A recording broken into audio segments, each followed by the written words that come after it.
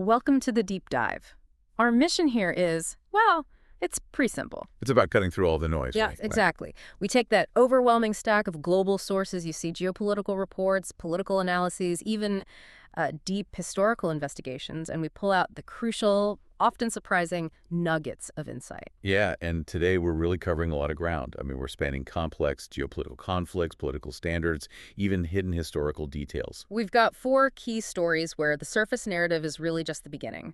We're looking at the covert dynamics fueling the war in Sudan, then the high-stakes battle over political accountability in the UK and US. And after that, a really shocking new investigation into the horrors of the Bosnian War. And we'll finish with a stunning discovery about, of all things, ancient Roman artistry. It's a real journey. So let's start with global conflict, specifically the tragedy that's still unfolding in Sudan. A 2-year-old conflict, and it's brutal. It pits the paramilitary Rapid Support Forces, the RSF, against the regular Sudanese army. And a recent capture of El Fasher by the RSF was a huge turning point. It led to mass displacement, reports of atrocities. It is a genuine humanitarian disaster. But what's so critical to understand here is the geopolitical complexity, the external involvement. This isn't just an internal civil war. No, it's being fueled by outside support. And the U.S. is trying to step in diplomatically. Right. U.S. Secretary of State Marco Rubio recently made some very public comments calling for a complete stop to the flow of external military support, specifically to the RSF. But that diplomatic push was met with, well, immediate pushback. It was. El-Basha Tabeg, an advisor to the RSF leader, Mohammed Hamdan Dagalo, he just dismissed Rubio's comments as unsuccessful. So he didn't just dismiss it, he actually flipped the narrative completely. He did. He accused the U.S. of bias. He called on the international community to stop weapons flowing from Iran and Turkey, which he claims are going to the army side, to their militias and mercenaries. So both sides are using international players as sort of leverage against each other? Exactly. It's a classic triangulation. And it really defines the complexity of this conflict. You have U.S. intelligence assessments pointing fingers at the UAE, a very close U.S. ally, for allegedly sending weapons to the RSF. Which they deny, of course. Of course. But it creates this incredible diplomatic tension. Washington has to pressure its own partner over supporting a force it sees as destructive.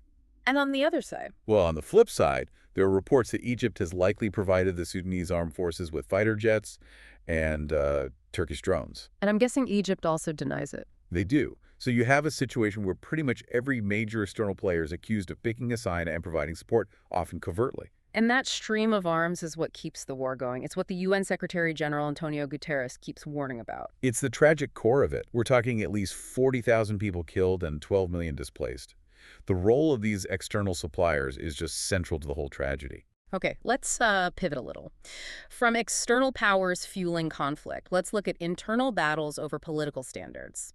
We can start in the UK with the briefing war in Westminster. Yes, this is fascinating.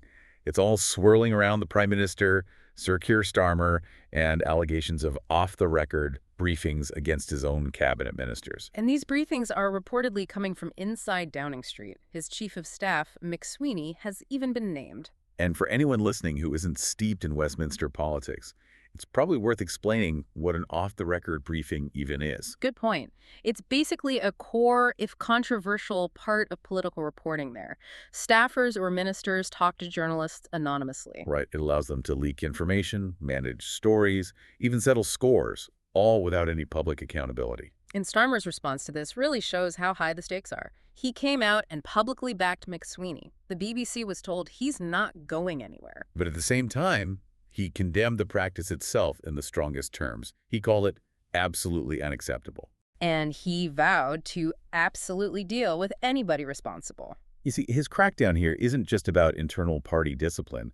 He's really challenging how that whole political machine has always operated. It's almost like trying to change the unwritten rules of the game. It is. Because some see those leaks and briefings as, essential pressure valves. By trying to shut it all down, Starmer is trying to enforce a level of control and loyalty that is just incredibly difficult to maintain. Okay, so let's cross the Atlantic to the U.S. now, where we see a very different kind of fight over accountability and ideology. A very different one.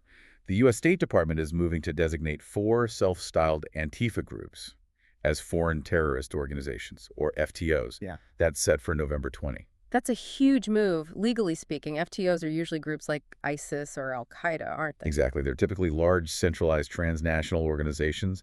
So designating these loosely associated, politically motivated groups is highly unusual. The most specific group they've named is Germany-based Antifa Ost, right? Hmm. And then three others in Italy and Greece. That's right. And the stated rationale is key. It's part of a national security presidential memorandum initiative. Which is aimed at disrupting networks that use political violence to undermine democratic institutions. Yes, and the language is very specific. The State Department describes them as adhering to revolutionary anarchist or Marxist ideologies, including anti-Americanism, anti-capitalism, and anti-Christianity. The focus is very much on the ideological threat. And what are the actual consequences of this designation for people in the U.S.? They're immediate and they're binding. It becomes illegal for any U.S. citizen to seek membership or provide any material support. That includes something as simple as donating money. And you can see why the focus is on these European groups, especially in Germany. Oh, absolutely. There have been some very high-profile court cases there.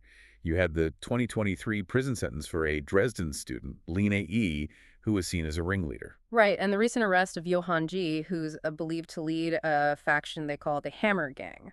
So these groups are already under intense legal pressure in their home countries. It's such a fascinating tension, though.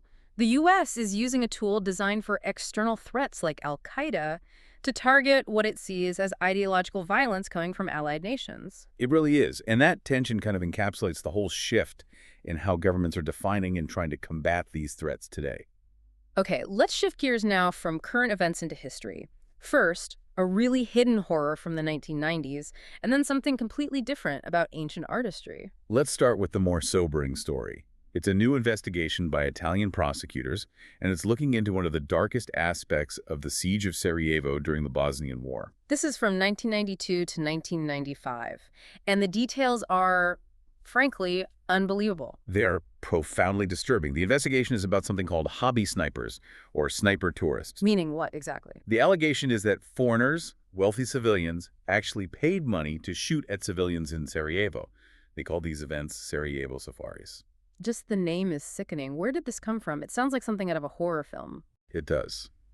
The investigation was launched after an Italian journalist, Ezio Gavazzini, and two lawyers gave a whole file to prosecutors. And what was in the file? Testimony, specifically from a former Bosnian military intelligence officer named Edin Subasic.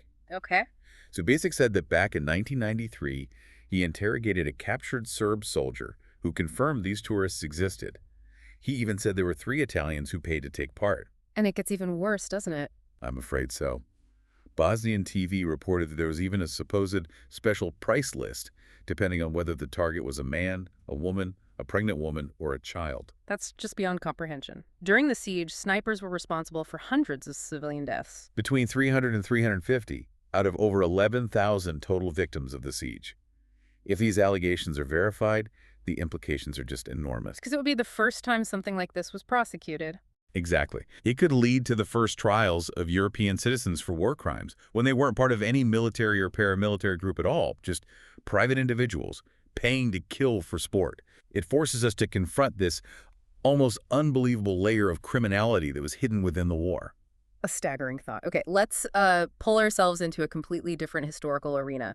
Let's go back 1,600 years to ancient Rome. To something truly beautiful, the diatrida, or cage cups. These are just stunning. They're the absolute pinnacle of Roman glasswork from the 4th century CE. They really are.